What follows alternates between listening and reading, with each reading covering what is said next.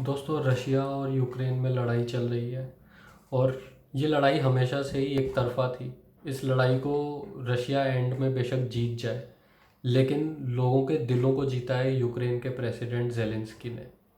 क्या शानदार व्यक्तित्व है, आप उनका इतिहास देखिए। उन्होंने लॉयर की पढ़ाई करी, लेकिन उसके बाद में एक कॉमेडियन का करियर अपनाया उन्होंने, और पूरे देश में एक सक्सेसफुल कॉमेडियन बन के उभरे।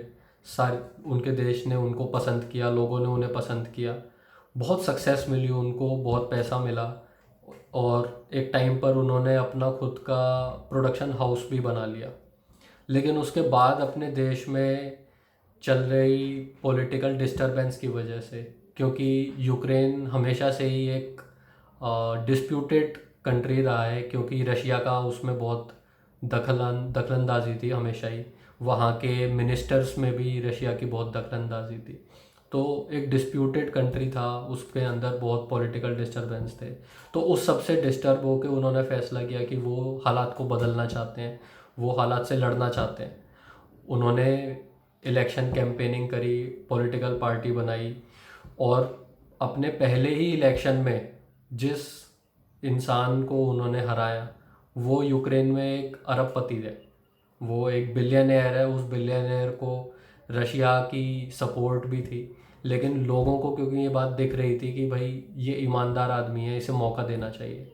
उस वक्त उनके विरोधियों के पास सिर्फ एक ही मुद्दा था, एक ही शिकायत थी जेलेंस्की के लिए, कि ये नौसिखिया है, ये नया है, इसे कोई पॉलिटिकल एक्सपीरियंस नहीं है, तो ऐसे आदमी को हमें नहीं बनाना चाहिए।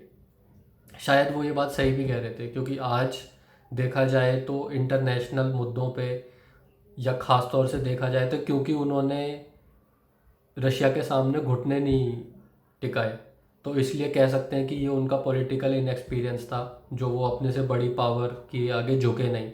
लेकिन मैं कहूँगा कि ये उनकी हिम्मत की बात है।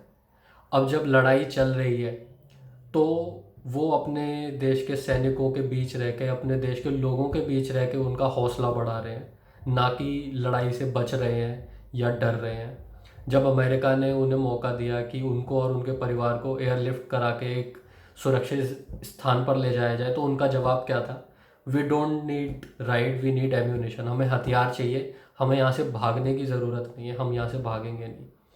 तो मैं कहता हूँ ऐसा प्रेसिडेंट भगवान दुनिया के हर देश को दे। हमारे देश को तो ज़रूर दे।